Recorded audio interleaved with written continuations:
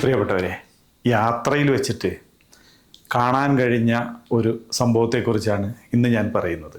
ഇത് പറയുന്നതിന് മുമ്പ് ഒരു 6 മാസങ്ങൾക്ക് മുമ്പ് എനിക്കുണ്ടായ മറ്റൊരു അനുഭവം കൂടി പറഞ്ഞിട്ട് നമ്മൾ തുടങ്ങുമ്പോഴാണ് നമ്മൾ പറയാൻ പോകുന്ന വിഷയത്തിൻ്റെ ഒരു പ്രത്യേകത നമുക്ക് മനസ്സിലാകുന്നത്. ഒരിക്കലേ കോഴിക്കോട് എരഞ്ഞിപ്പാലത്ത് അതിരാവിലെ 3 മണിക്ക് ഞാൻ വയനാട്ടിലേക്കുള്ള ഒരു ബസ് കാത്തു നിൽക്കുകയാണ്. ഒരു ബസ് പോകുന്നു, കൈ കാണിക്കുന്നു, ആ ബസ് നിർത്തുന്നില്ല. രണ്ടാമതൊരു ബസ് പോകുന്നു, അവരും നിർത്തുന്നില്ല. മൂന്നാമത് പോകുന്നു, നാലാമത് പോകുന്നു, ഇവരാരും നിർത്തുന്നില്ല. 1 മണിക്കൂറോളം എൻ്റെ യാത്ര കുറച്ച് അർജൻ്റ് ഉള്ളതായിരുന്നു. 1 മണിക്കൂറോളം നിന്നതിന് ശേഷം നമ്മളുടെ ഒരു കർണാടക സർക്കാരിൻ്റെ ഒരു ട്രോളിയിൽ ഒരു കുട്ടി ഇങ്ങനെ സുഖമായി കിടന്ന് ഉറങ്ങുന്ന ചിത്രമൊക്കെ ആയിട്ട് ഒരു വലിയ ഒരു ബസ് വന്ന് നിന്നു. ആ ബസ് വന്ന് എൻ്റെ അടുത്ത് വന്നിട്ട് ബസ് നിർത്തി ഞാൻ ആ ബസ്സിലേക്ക് കയറുകയും ചെയ്തു. അങ്ങനെ ആ കുട്ടിയെ പോലെ ഞാനും സുൽത്താൻ ബത്തേരി വരെ സുഖമായി കിടന്ന് ഉറങ്ങി 200 രൂപയുടെ ടിക്കറ്റും നമ്മൾ ആ ബസ്സിന് കൊടുത്തു. അപ്പോൾ ഇത് ഞാൻ പറഞ്ഞു വരുന്നത്, പലപ്പോഴും നമുക്ക് നമ്മളുടെ ഒരു പൊതു ഗതാഗത സംവിധാനം പലപ്പോഴും അത് ലാഭകരമാണ്, നഷ്ടകരമാണ്, അതല്ലെങ്കിൽ ഒരു ബസ്സിന് ഇത്ര പേര്, അങ്ങനെ വിവിധ വിഷയങ്ങൾ നമ്മൾ കേട്ടുകൊണ്ടിരിക്കുകയാണ്. അപ്പോൾ എൻ്റെ 200 രൂപ അത് കർണാടക ഗവൺമെൻറ്റാണ് കൊണ്ടുപോയത്. അപ്പോൾ ഞാൻ ഇപ്പം ഈ വിഷയം പറയുന്നത്, ഞാൻ ഈ അടുത്ത ദിവസങ്ങളിൽ ഊട്ടിയിലേക്കുള്ളൊരു യാത്രയിൽ തിരിച്ച് ഞാൻ കർണാടക ബസ്സിലാണ് ഗൂഡല്ലൂർ വരെ വന്നത്. അപ്പോൾ ആ ഒരു വിഷയങ്ങൾ നിങ്ങളോടൊന്ന് കാണിക്കുന്നതിന് വേണ്ടിയിട്ടാണ്. അപ്പോൾ നമുക്ക് ആ വിഷയത്തിലേക്ക് പോകാം. ഇത്രയും ഒരു കഥ പറഞ്ഞത് എൻ്റെ ഒരു ഊട്ടി യാത്രയുമായി ബന്ധപ്പെട്ടുകൊണ്ടാണ്. എല്ലാ ആഴ്ചകളിലും ഊട്ടിയിലേക്കുള്ളൊരു യാത്രയുണ്ട്. ഇപ്രാവശ്യം എന്തോ ഒറ്റയ്ക്കുള്ള ഒരു ഡ്രൈവിങ്ങോ ഒക്കെ ഒരു വിരസതയൊക്കെ ആവുമ്പോൾ ഞാൻ ബസ്സിനാണ് പോയത്. അവിടെ നിന്നാണ് എനിക്ക് ഇങ്ങനെ നിങ്ങളോട് പറയാവുന്ന രീതിയിലുള്ള കുറച്ച് വിഷ്വൽ കിട്ടിയത്. ഊട്ടിയിലേക്ക് പോയി തിരിച്ചു വരുന്ന വഴി ഞാൻ നമ്മളുടെ അയൽ സംസ്ഥാനത്തിൻ്റെ ഒരു പൊതുഗതാഗത സംവിധാനത്തിലാണ് ഞാൻ തിരിച്ചു വന്നത്. സാധാരണ ഞാനിത് പറഞ്ഞപ്പോൾ നമ്മളുടെ ഈ പൊതുഗതാഗത രംഗം എത്രത്തോളം ലാഭകരമാണ് എന്നുള്ള കാര്യങ്ങളൊന്നും നമ്മളിവിടെ ചർച്ച ചെയ്യുന്നതല്ല.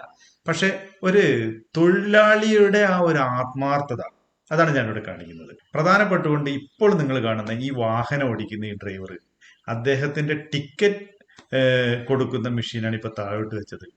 ഈ ബസ്സില് ഡ്രൈവറും കണ്ടക്ടറും ഒരാൾ തന്നെയാണ്. ഇടയ്ക്ക് അദ്ദേഹം ഇന്നത്തെ കളക്ഷൻ കറക്റ്റ് ആണോ നോക്കുന്നുണ്ട്, എണ്ണി നോക്കുന്നുണ്ട്, ബാക്കിലിരിക്കുന്ന ഒരു സഹോദരിക്ക് ടിക്കറ്റ് കൊടുക്കുന്നുണ്ട്, അതിന്റെ ബാലൻസ് കൊടുക്കുന്നുണ്ട്.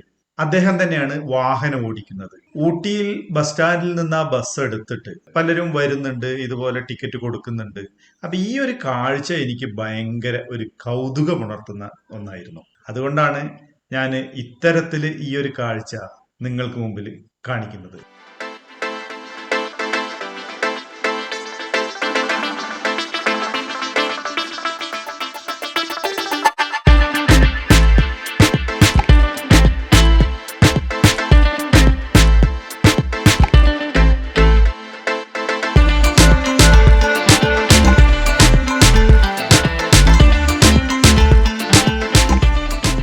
യാത്ര തുടരുന്നു. ഡ്രൈവറുടെ തൊട്ടടുത്ത് അല്ലെങ്കിലും തൊട്ട് പുറകിലെ സീറ്റില് ആണ് ഞാൻ ഇരുന്നിരുന്നത്.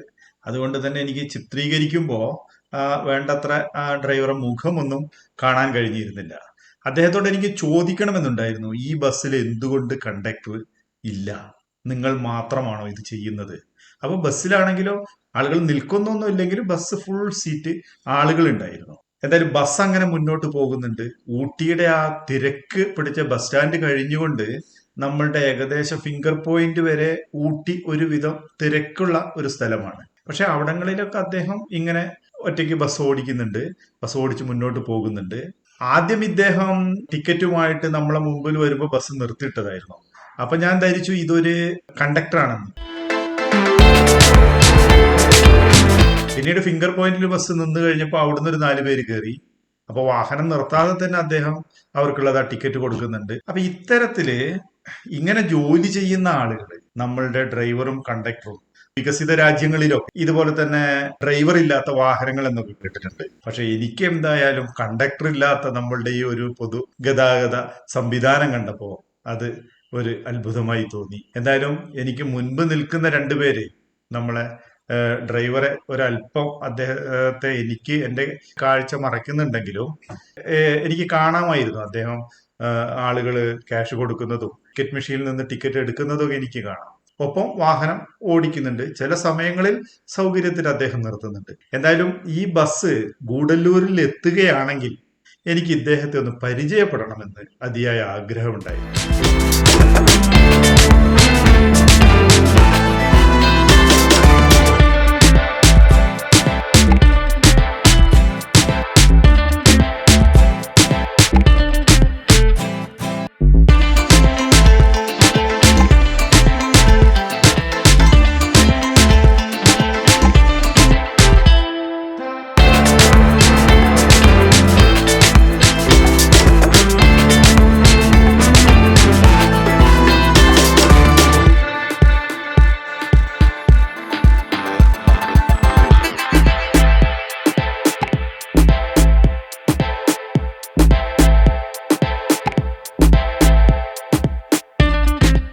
നമുക്കറിയാമല്ലോ നമ്മളുടെ പൊതുഗതാഗത സംവിധാനത്തിൽ എത്ര ആളാണ് ഒരു ബസ് പരിപാലിക്കുന്നതിന്.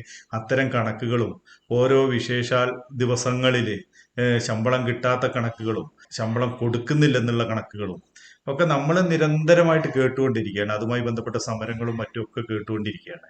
അവിടെയാണ് ഇത്തരത്തിൽ ഒരാൾ വ്യത്യസ്തനാകുന്നത്.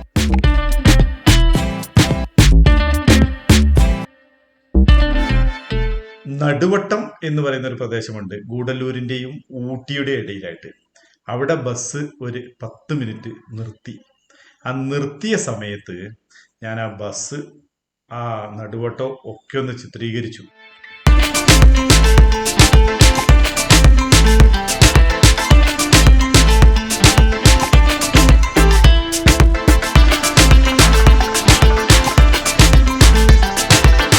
അപ്പൊ ഡ്രൈവർ ബസ്സിൽ നിന്ന് ഇറങ്ങി വന്നു. ഞാൻ അദ്ദേഹത്തോട് ചോദിച്ചു. അദ്ദേഹം പറഞ്ഞില്ല, ഞാൻ തനിയെ, ഞാൻ മാത്രമേ ഉള്ളൂ എന്ന് അദ്ദേഹം പറഞ്ഞു.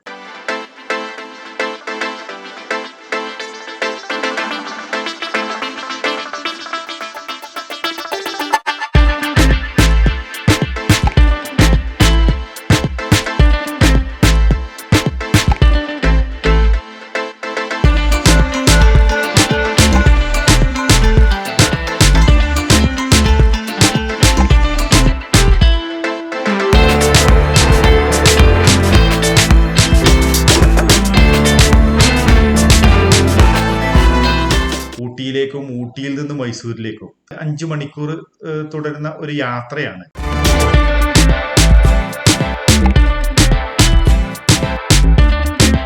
അങ്ങനെ നടുവട്ടത്ത് നിന്ന് നമ്മളുടെ ബസ് വീണ്ടും യാത്രയായി.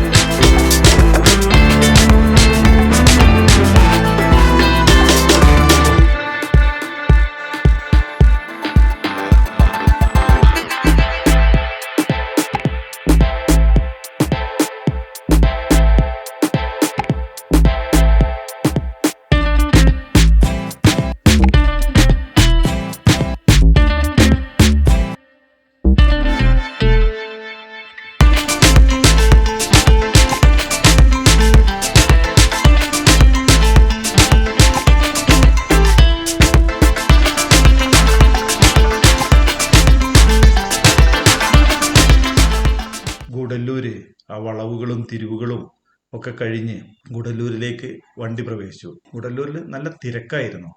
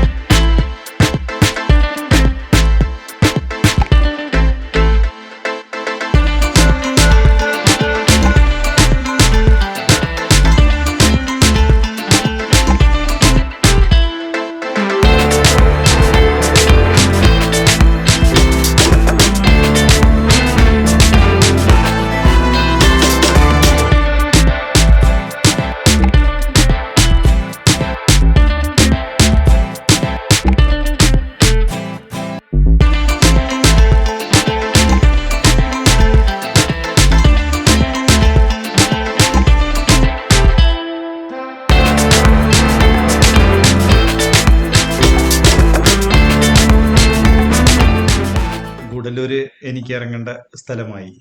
സിഗ്നലിനോട് ചേർന്നിട്ട് കുറച്ച് കുടലൂർ സിഗ്നലിൽ എത്തിയപ്പോൾ തന്നെ കുറച്ച് ആളുകൾ കയറി. അവർക്ക് അദ്ദേഹം വാഹനം നിർത്താതെ തന്നെ ടിക്കറ്റ് കൊടുക്കുകയും കുടലൂർ ഞാൻ ഇറങ്ങിക്കഴിഞ്ഞപ്പോൾ ഒരുപാട് യാത്രക്കാരുമായിട്ട് കണ്ടക്ടർ ഇല്ലാത്ത ആ കർണാടക പൊതുഗതാഗത കർണാടക RTC ബസ് അങ്ങനെ മൈസൂരിലേക്ക്, ഇനി നാളെ വീണ്ടും ഊട്ടിയിലേക്ക്, പിന്നെ മൈസൂരിലേക്ക്, അങ്ങനെ ഊട്ടിയിലേക്കും മൈസൂരിലേക്കും 200 കിലോമീറ്റർ നമ്മളുടെ ആ ബസ് അങ്ങനെ യാത്ര ചെയ്യുന്നു.